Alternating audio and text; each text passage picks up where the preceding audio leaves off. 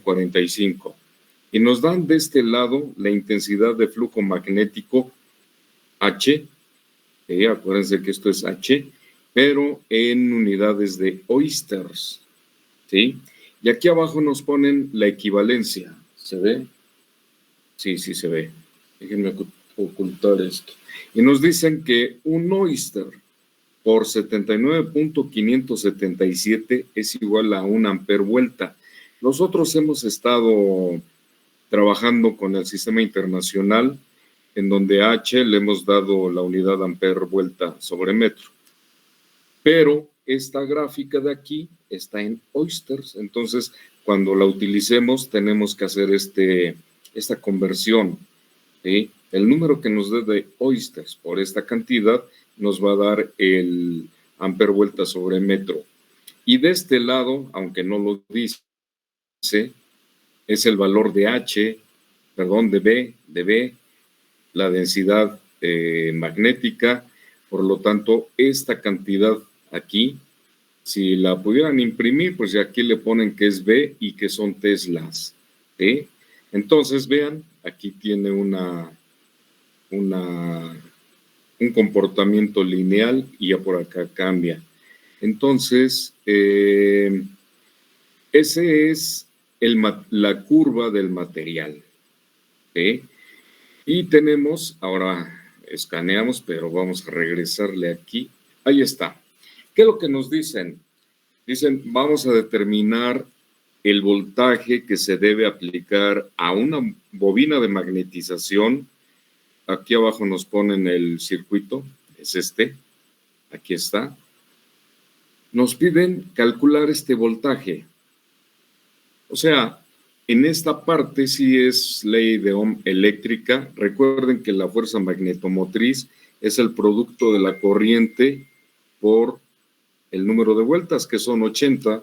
Vamos a ampliarla un poquito, que son 80 vueltas. Nos piden calcular este voltaje, que es como si nos pidieran calcular esta corriente. Aquí nos van a dar como dato la resistencia eléctrica del alambre. Entonces aquí sí aplicamos ley de Ohm eléctrica. ¿Por qué? Porque una fuente de voltaje nos sirve para generar esta corriente que vamos a utilizar para generar un flujo magnético. ¿De acuerdo? Entonces, es similar a los otros ejercicios en el sentido de que de alguna manera tenemos que llegar a calcular la corriente. Supongan que es lo que nos piden, la corriente. Es inevitable tener que calcularla. Después vemos cómo sacamos este voltaje, pero mi objetivo es calcular la corriente. Ahora, ¿qué nos dice esto? Ese es el primer dato, ¿no? Regresemos a las instrucciones. Dice esto, ¿cuánto vale el voltaje o cuánto es el valor del voltaje que debemos aplicar para producir una densidad de flujo de 0.2 teslas en el entrehierro? Ya nos están dando aquí un dato.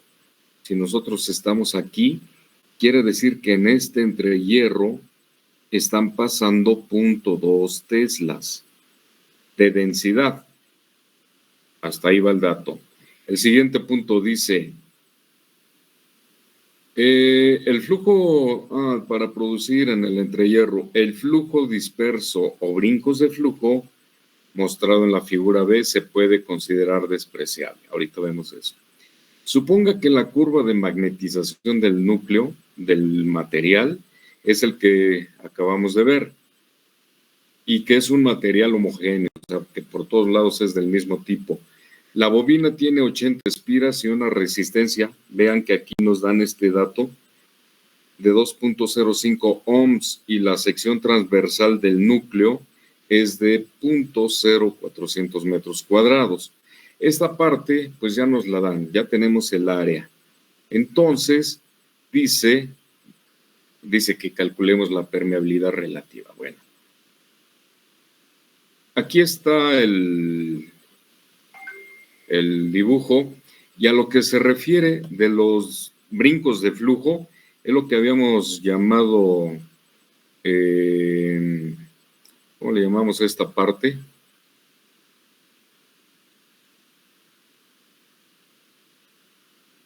¿Se acuerdan? Es efecto de bordes, es el efecto de bordes por las puntas. Entonces nos están diciendo que es despreciable. Aquí nada más lo pintaron para representar que en las puntas hay una salida de líneas y que se puede considerar esta sección como un área más grande en una proporción. Aquí nos dicen, no nos importan el efecto de bordes o brincos de flujo, entonces vamos a considerar un área constante. Y nos dicen, bueno, esta misma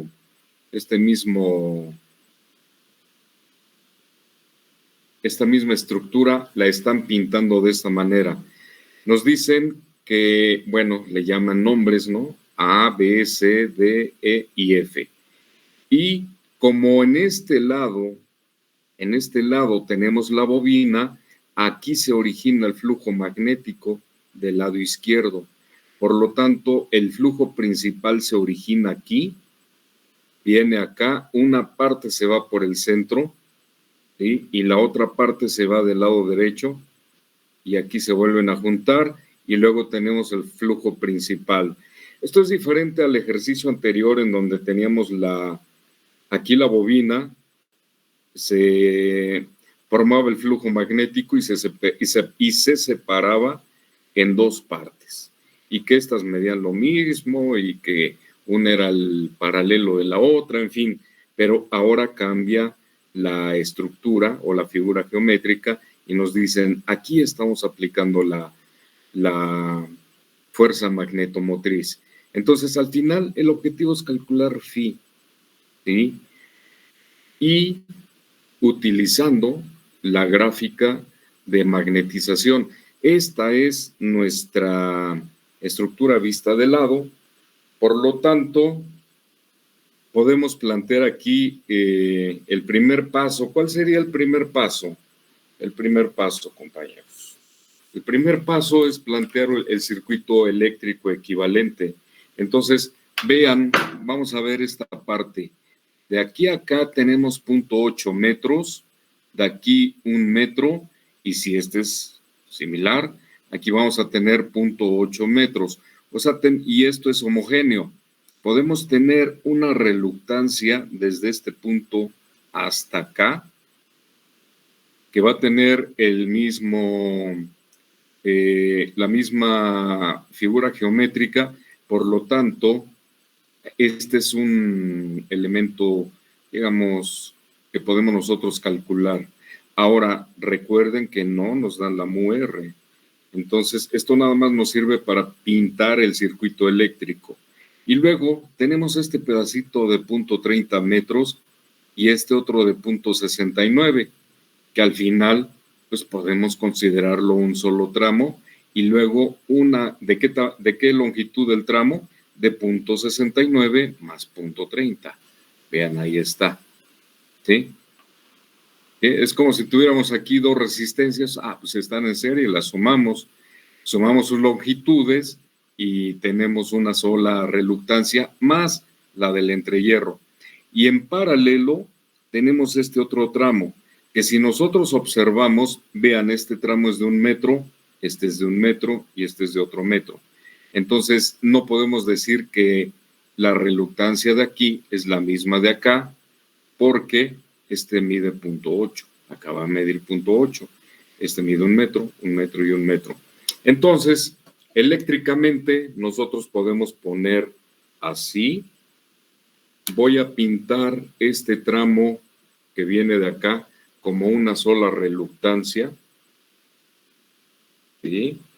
Y luego nos vamos del lado derecho y vamos a pintar, pues voy a tomar una sola reluctancia, esta le vamos a llamar reluctancia 1, reluctancia 2, y luego la reluctancia del entrehierro con una letra E, y paralelo, o sea, vean que este punto está paralelo aquí, ¿sí? Paralelo a este tramito, vamos a tener esta otra reluctancia, que se va a llamar la reluctancia 3. Entonces, vamos a ponerlo así.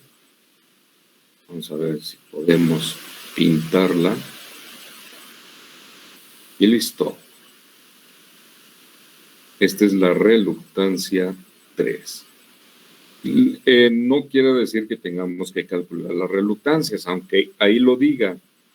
¿Sí? Entonces tenemos un circuito de esa manera. No sé si están de acuerdo. Tengo una fuente, la reluctancia del tramo izquierdo. Luego nos encontramos con un... ahí estamos haciendo un error. Perdón. Si no lo vieron está bien, pero así está el circuito. Luego tenemos el punto, le vamos a llamar, así como está el punto B, de acuerdo como está en la figura el punto B y el punto E. Entonces, aquí lo voy a llamar B, O.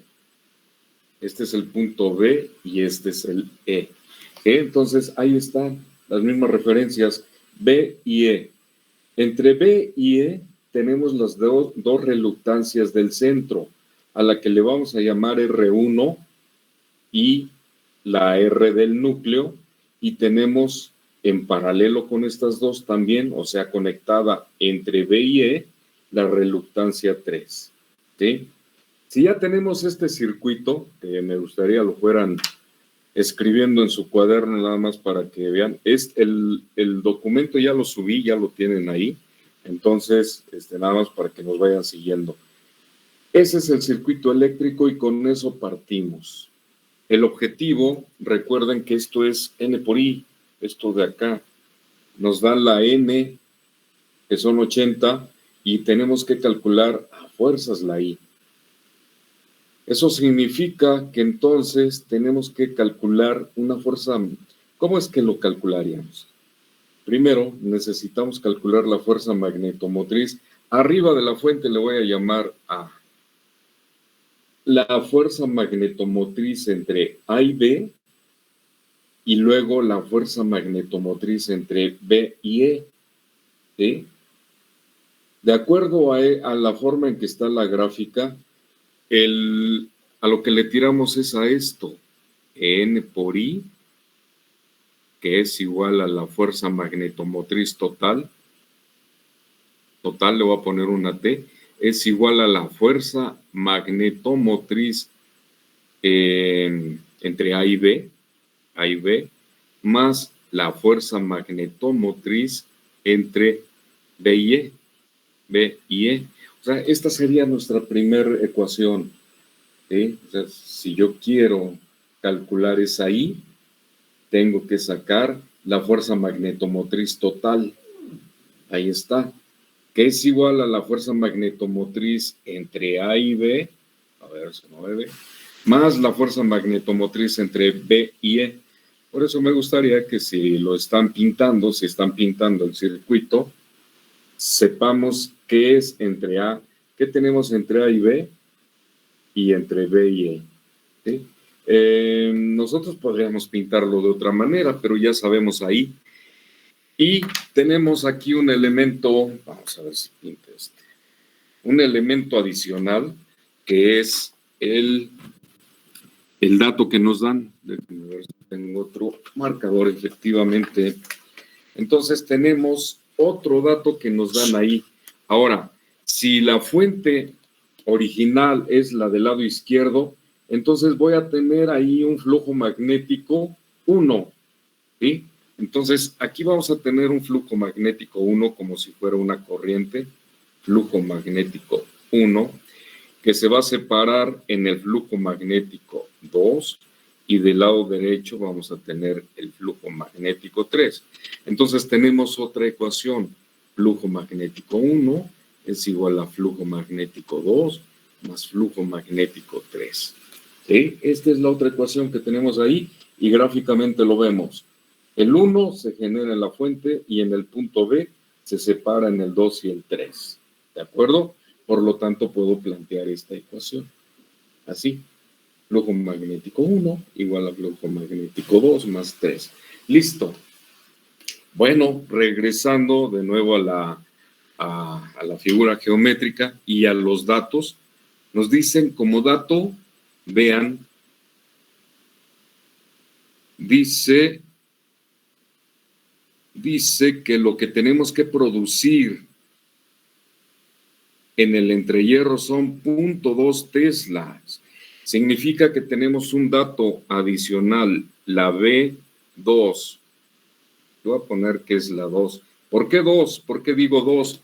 Porque pues, en el centro le llamé flujo 2. Por lo tanto, tenemos una B que se llama o que tiene el valor de 0.2 teslas. Estos son los elementos. Con esto debemos arrancar a resolverlo. Estas son las ecuaciones fundamentales y ahí están el único dato que tenemos. ¿Qué es lo que podríamos obtener con ese B2? ¿Qué podemos obtener? Aparte, como no tenemos la reluctancia, voy a partir de la ecuación original que planteamos allá arriba, que es la fuerza magnetomotriz total, que es igual a la fuerza magnetomotriz en AB, más la fuerza magnetomotriz en B y C. ¿Sí? Entonces, la primera parte, o cómo harían ustedes una receta para calcular esto. Bueno, tenemos esta parte de aquí abajo, ahí está nuestra ecuación, y nosotros podemos calcular la caída de fuerza magnetomotriz en R1 si conocemos H y la L la tenemos.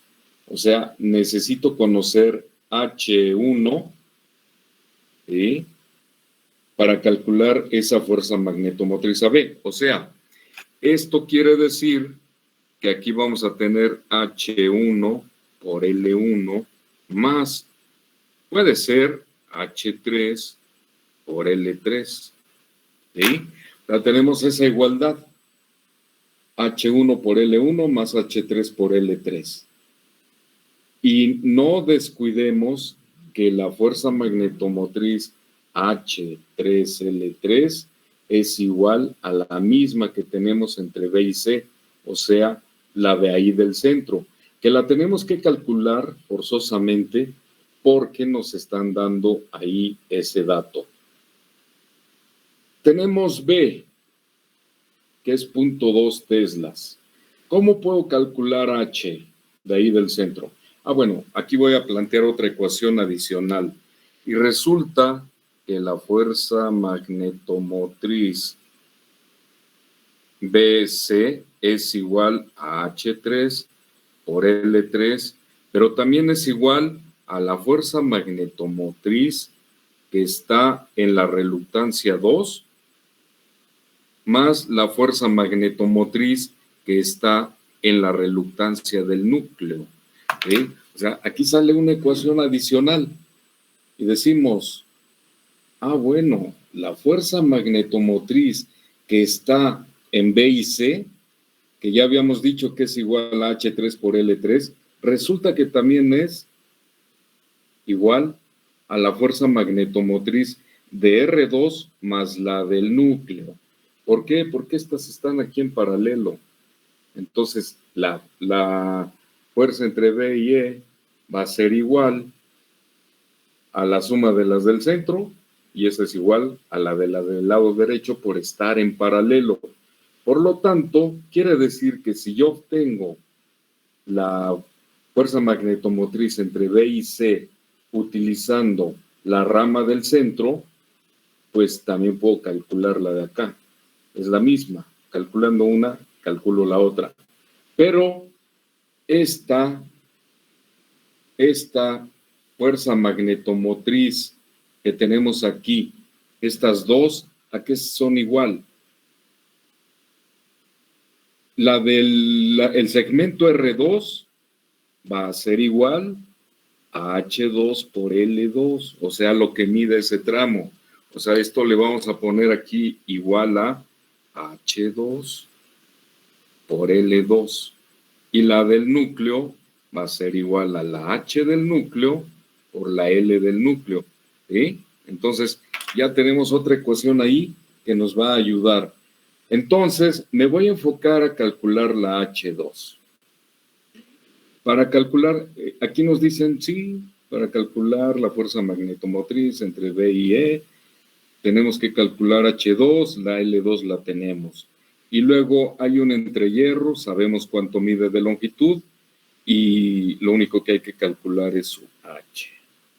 ¿Sí? Entonces, ¿cómo le hacemos?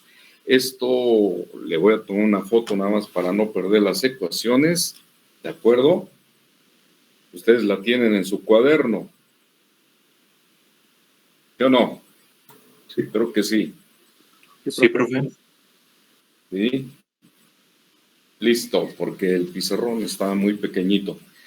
Entonces, esas ecuaciones que tenemos, ya las tenemos ahí de referencia. Voy a borrar un poquitín aquí y regresamos a estos datos que tenemos. Estos datos que tenemos aquí, que tenemos B2. Y yo quiero calcular H2. ¿Alguna idea de cómo calcular H2?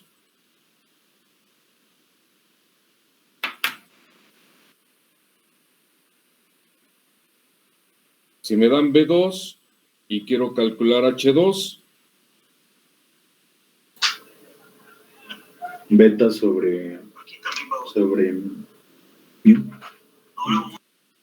No, porque no tenemos el flujo. Pero tenemos el área y podemos calcular el flujo, pero el flujo, digamos que no nos sirve ahorita para calcular H2. ¿Pero qué creen? ¿Recuerdan que iniciamos la clase con esta imagen? ¿Con esta imagen? ¿No? Con esta gráfica. ¿Sí? Entonces, vean que aquí tengo la B. Y aquí está el punto 2. ¿Sí? ¿Cuánto viene siendo el valor de H? Si el dato que nos dan de Tesla, ya no le tenemos que hacer ningún ajuste. Déjenme apagar mi cámara de acá. ¿Sí? ¿Cuánto les da? Según eso, con punto 2.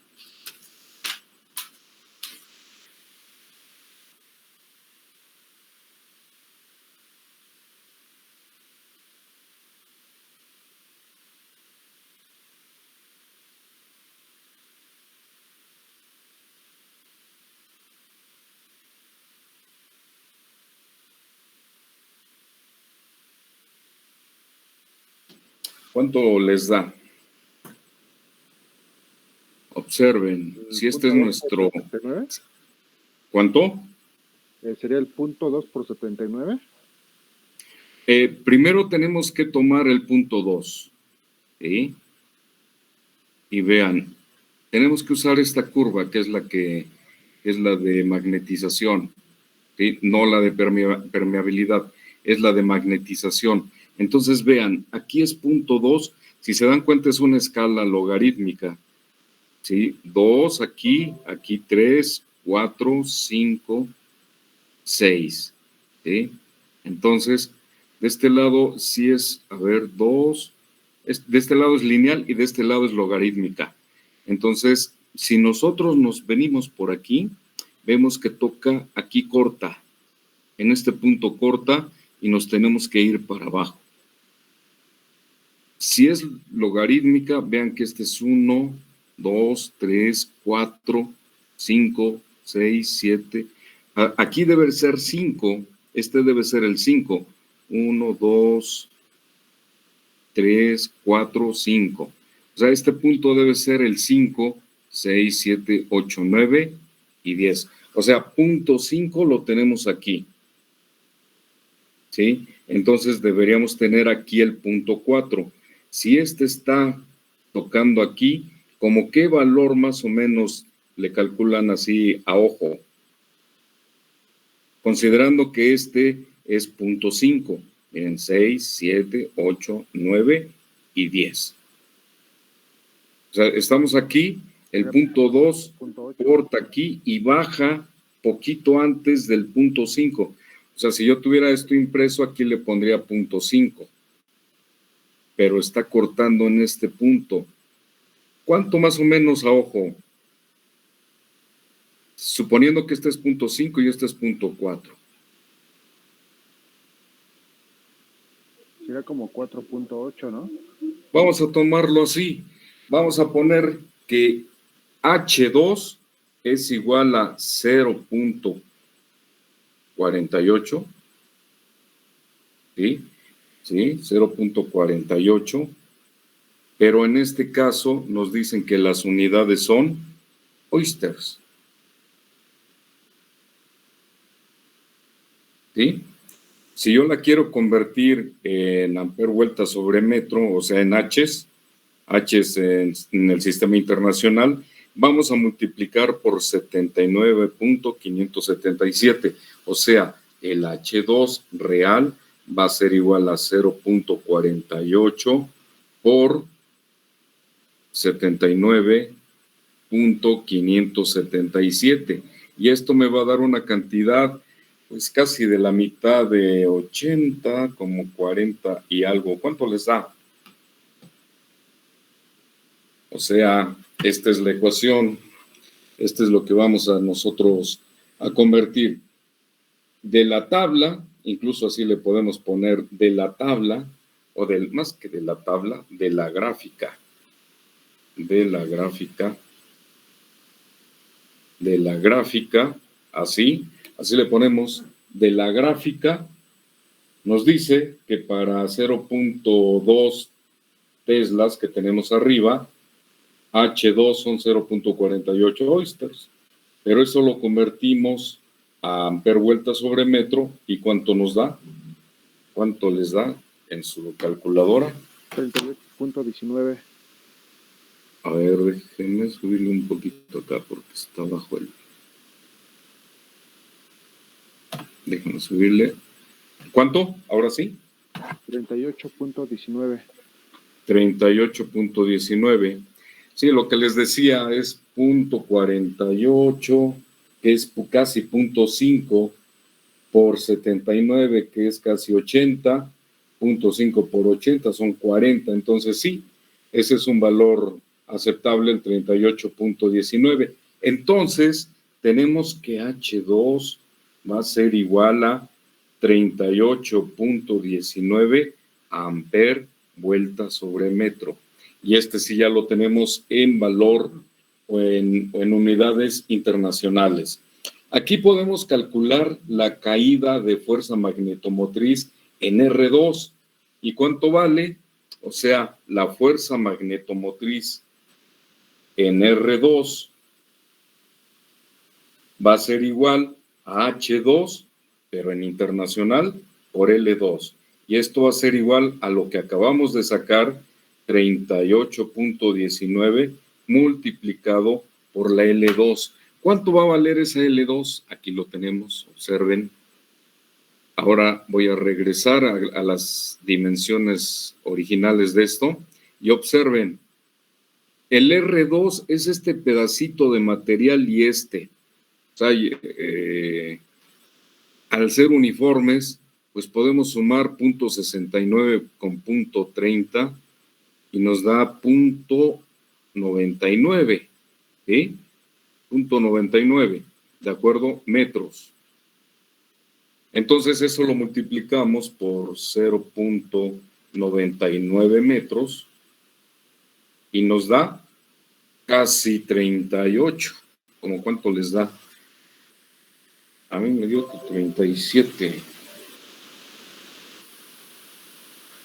¿Cuánto dijo, profe? Perdón. Aquí está, miren. La fuerza magnetomotriz en la reluctancia 2 va a ser igual a H2, que ya la calculamos, que vale 38.19, por la longitud 2, que son .99 metros. O sea, va a ser un poquito menos que 38. Bien, sí. 37.80, eso lo... 37.80 son ampere vuelta, ¿sí? Estos ya son amper vuelta, ¿sí? Entonces, ya hemos calculado la caída de fuerza magnetomotriz en el tramo del centro, que son 37.8 amper vuelta. Sobre esto, ¿alguna duda? Bien, nos falta el pedacito del núcleo, ¿sí? Nos falta el pedacito del núcleo, perdón, del entrehierro. Ese lo calculamos. ¿De qué manera? Voy a... estos son los pasos, no es gran cosa en cuanto a lo que hemos desarrollado, ¿sí? Pero entonces vamos a conservar el valor del 37.8 y ahora vamos a calcular la fuerza magnetomotriz en el entrehierro, ¿sí? Bien, entonces vamos a memorizar por acá que son 38.7, no, 37.8, 37.8. Lo estoy poniendo arriba de ese tramito. Entonces, ¿quién me dice cómo calculamos la caída de fuerza magnetomotriz en el entrehierro? O sea, la fuerza magnetomotriz en el entrehierro es igual a ¿qué? A lo mismo, ¿no? H por L. No hay problema. H del núcleo por la longitud del entrehierro. Pero ¿cómo calculamos la H? La longitud la tenemos, ahí está el dibujo y dice que son 0.5 centímetros. Entonces, ojo, son centímetros. Es este tramo que está aquí en medio, que está aquí, 0.5 centímetros. Entonces, la fórmula es la misma, H por esta longitud, pero tenemos que calcular H. ¿H a qué es igual? ¿Recuerdan?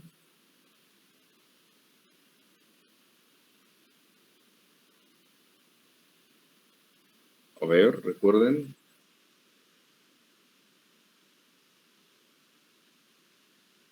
Bueno, B es igual a mu por H, ¿no? Ajá. Por lo tanto, H es igual a B entre mu. O sea, esta es una ecuación de las que sacamos al principio.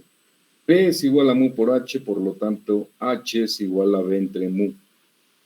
Pero B es el dato que nos dan arriba, 0.2 teslas, porque nos dicen que es en el centro, en la rama del centro. Como están en serie y no hay efecto de bordes, es la misma. Por lo tanto, puedo calcular de aquí H, sustituyendo ese 0.2 entre, esto es igual a 0.2 entre, recuerden que mu es mu R por mu 0 y la permeabilidad del aire es 1. Por lo tanto, queda mu 0. Por lo tanto, bueno, aquí lo voy a poner, ¿no? Mu 0, por lo tanto, es 4pi por 10 a la menos 7. ¿Sí? O sea, este sería el cálculo de esa H, es igual a 0.2 entre 4pi por 10 a la menos 7. Nos va a salir un número muy grandote. ¿Cuánto le sale? Y este es H del entrehierro. ¿Sí?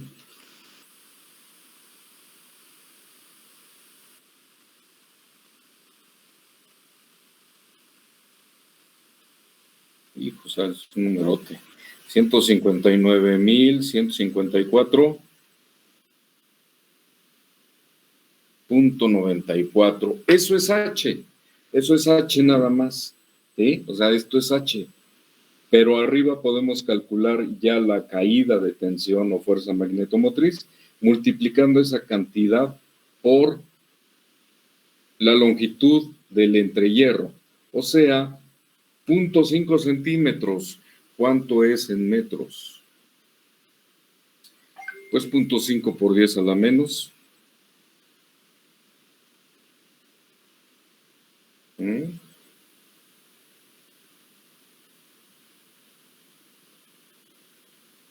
0.5 por 10 a la menos 2. ¿De acuerdo? Y eso nos da pues una cantidad que casi es la mitad de la otra, nada más que recorre los puntos. A ver, déjenme ver a mí mi cálculo que hice.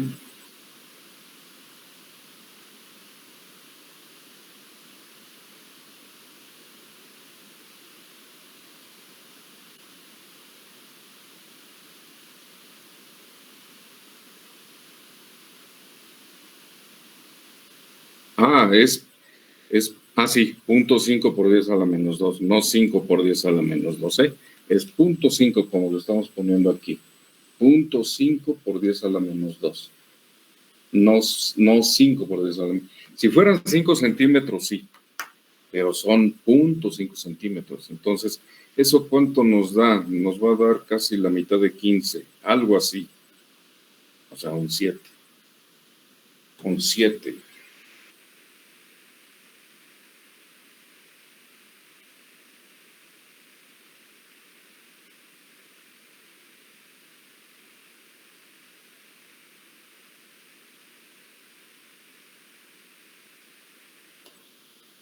¿Cuánto les da?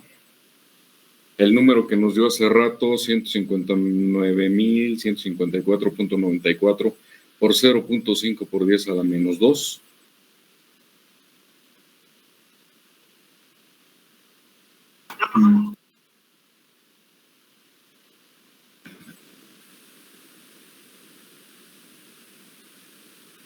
¿159,000 qué, perdón, profe? 154.94 por 0.5 por 10 a la menos 2. Nos debe dar algo de unos 700 y algo. Da 795.7747. 795. 7747. Vamos a ponerle 77, ¿no? Entonces, vean, y esto era de esperarse, siempre en el entrehierro cae la mayor cantidad de fuerza magnetomotriz. Entonces, ahora sí podemos calcular la fuerza magnetomotriz entre B y E, la que ya calculamos, que nos dieron 37.8, y esta que acabamos de sacar. Entonces, ya tenemos, vamos a ponerlo por aquí en una operación. Sí, van viendo cómo lo vamos haciendo paso a pasito. Fuerte. Muy bien, fuerza magnetomotriz entre B y E es igual. Vamos a ponerle nuevamente que es la fuerza magnetomotriz de la reluctancia 2 más la fuerza magnetomotriz del núcleo.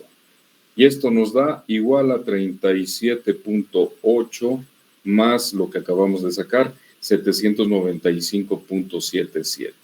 Y esto nos da una cantidad de, esto es bien fácil de sacar, son 7, 8 y 7, 15, llevo una, 7 y 5, 12 y una, 13, llevamos una, 9 y 3, 12 y una, 13, llevamos una y 7, 8.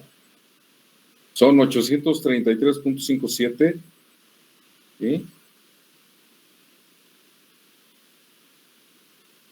833.57, ¿será?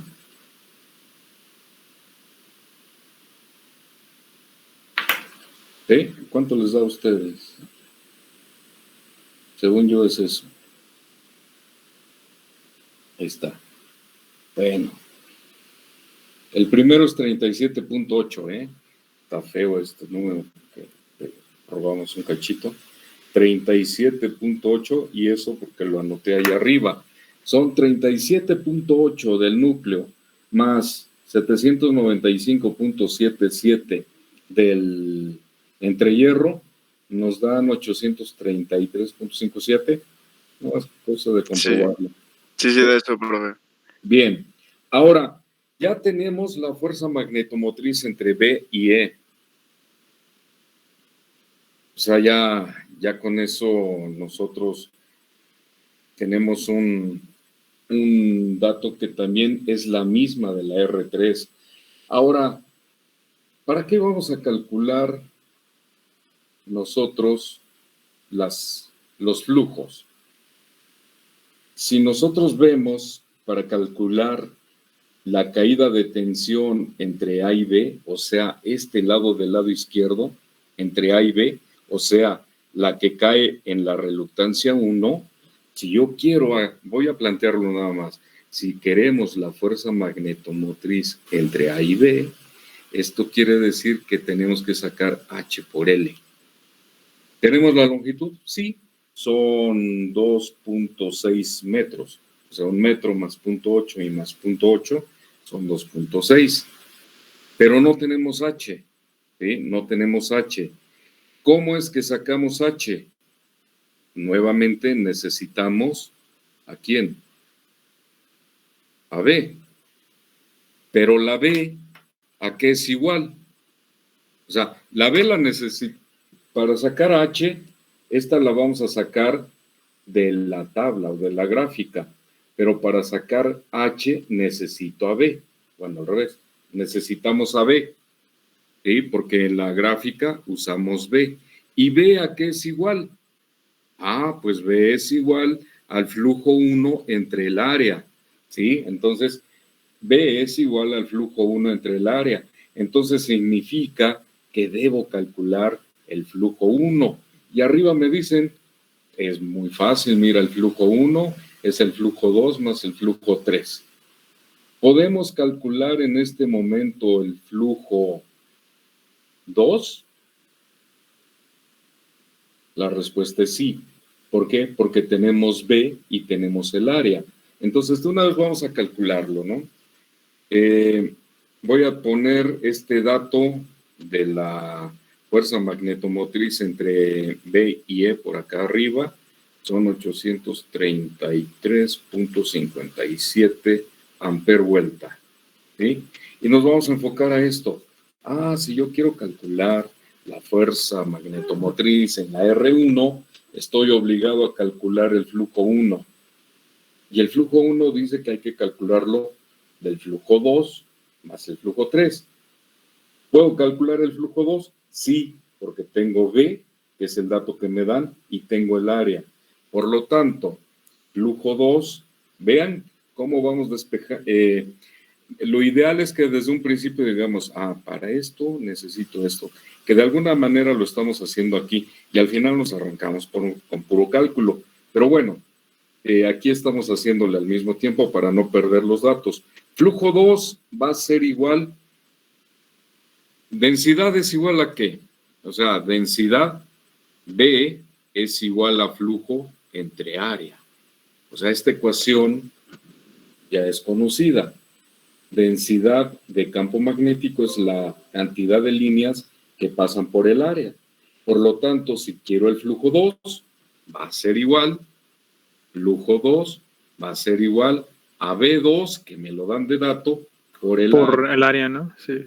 Exacto. Y el flujo 2, digo, el B2 son 0.2 teslas por el área. ¿Cuánto nos dice que tiene el dato aquí? Aquí lo tenemos. Nos dicen que la sección transversal del núcleo es de 0.04, y ya nos los dan hasta en metros cuadrados. 0.04, o sea, eso está bien. 0.04 metros cuadrados. Entonces aquí tenemos ya un dato. ¿Cuánto vale el flujo 2? 8 milis. 8 miliwebers. Sí, miliwebers. Miliwebers. Este es el flujo 2. Entonces ya tenemos un dato ahí calculadísimo, así de rápido. Ese lo vamos a guardar acá arriba. El flujo 2 son 8 miliwebers. Entonces, ¿cuál es el siguiente? Lo voy a borrar, O sea, esto es simple, nada más despejamos flujo 2 y fue el resultado de B2 por A. Bien, pero ahora necesitamos el flujo 3. El flujo 3 es el que va del lado derecho. Flujo 3 es el que va del lado derecho. ¿Cómo lo podemos calcular? Igualito que ahorita.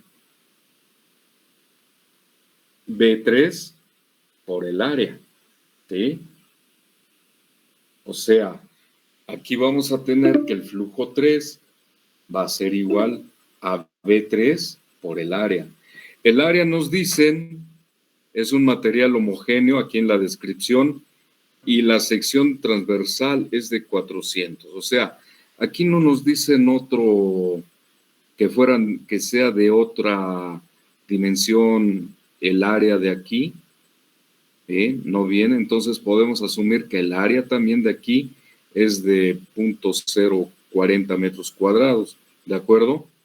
Entonces, algún dato adicional, a ver, despreciable, ajá, que corresponden a un material homogéneo, entonces es del mismo material toda la sección, y vamos a tomar este dato como que también es el área de acá, ¿sí? El área de acá. Déjenme avisar que le devuelvo. ¿Le devuelvo? ¿Sí? Sí, estoy en clase, ¿sí pudo? Ah, sale, listo. Ándale, adiós. Entonces, observen, si nosotros tenemos aquí, de este lado derecho, un área homogénea, similar a la del centro, nosotros podemos calcular B, ¿sí? Nosotros necesitamos B, pero ¿de dónde vamos a sacar la B? ¿De dónde vamos a sacar la B?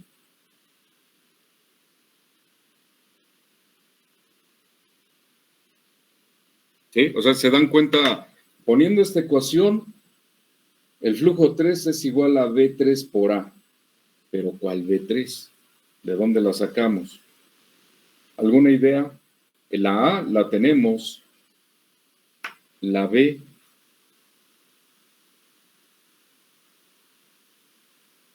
¿De dónde sacamos la B? Si nosotros tenemos un flujo diferente, es una B diferente a la del centro, o sea, no son 0.2 teslas, pero es fácil. Nosotros decimos que tenemos la fuerza magnetomotriz entre B y E. ¿Están de acuerdo? Esa ya la sacamos. ¿Sí? Esa ya la sacamos. Entonces, voy a poner aquí una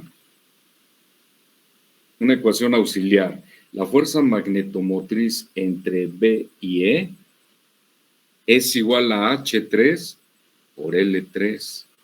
¿Sí? ¿Ustedes están de acuerdo en eso? Estoy poniendo esta ecuación del lado derecho. La fuerza magnetomotriz entre B y E es igual a H3 por L3, pero este valor ya lo calculamos. O sea, este valor ya lo tenemos. Es el que calculamos de aquí del centro.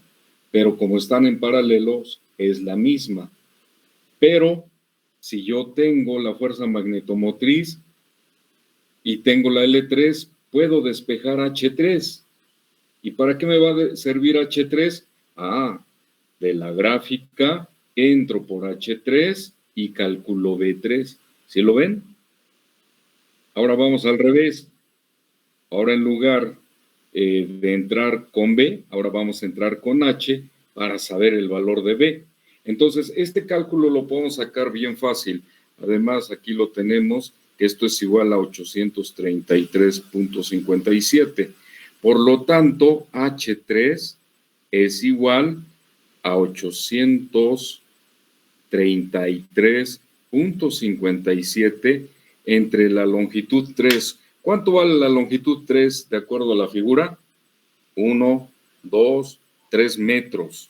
Entonces son entre 3 metros. ¿Y eso nos da cuánto? O sea, estamos haciendo esto.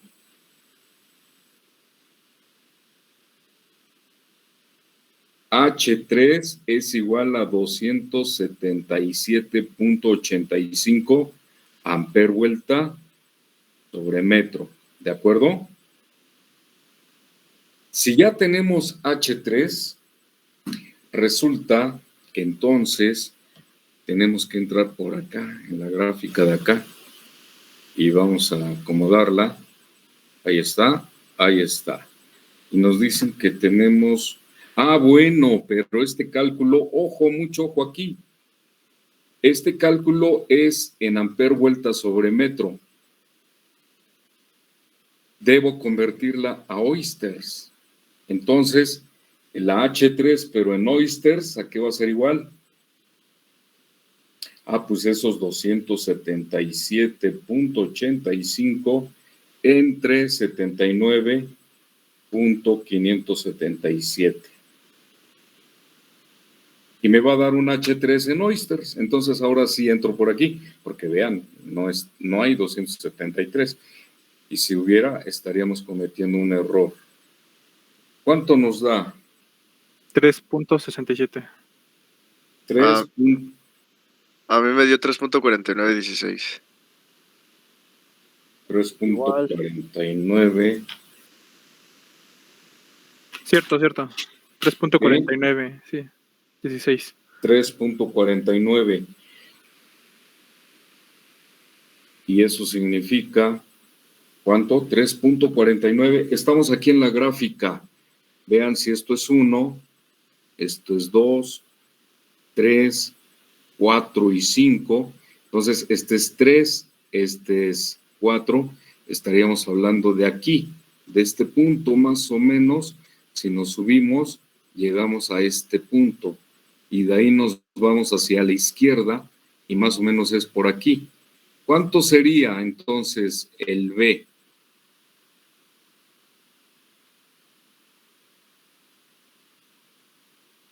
¿1.qué? 1.42. 1.42, a mí me dio, pues sí, 3.49,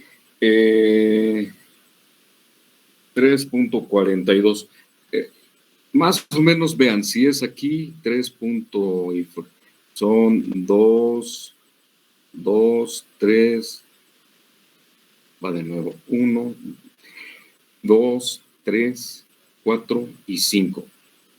Al revés, 2, 3, aquí está, 4 y 5.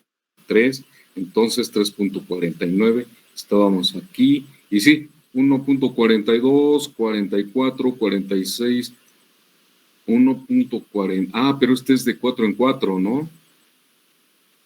1.44 podría ser, porque este es 4, 8, 12, 16 y 20. O sea, de 1.4 a 1.6 son 0.2. Entonces, si está aquí, más o menos, sería 1.44. ¿Sí están de acuerdo? O sea, cada rayita de aquí vale 0.4 o 0.04 más bien. ¿Sí? Entonces, de tabla o de figura, nosotros tenemos que que B3 vale ¿cuánto? Esto va a ser igual a 1.44 por el área, y el área sigue siendo 0. Nos habían dado creo que 0.40 metros, ¿no? 0.40 metros, a ver, 0.04. Y entonces eso nos va a dar una cantidad de B3. ¿Cuánto nos da? 0.0576. 0.0576 Webers, ¿verdad? Sí. O 57.6 miliwebers, ¿están de acuerdo? Sí. 57.6 miliwebers. 0.6 miliwebers. Entonces, vean, espero aquí que haya quedado claro, ¿no? Si yo ya tengo H por L, que es la cantidad, que es la fuerza magnetomotriz, entonces saco H y con la curva sacamos, se movió, con la curva sacamos B, y como la ecuación del flujo, que aquí la tengo, es igual a B por A, sacamos el 1.44, que es de la tabla, por el área, y nos da 57.6 miliwebers. Pero entonces ya tenemos el flujo 3, Flujo 3 y flujo 2 nos dan el flujo 1. Entonces, flujo 1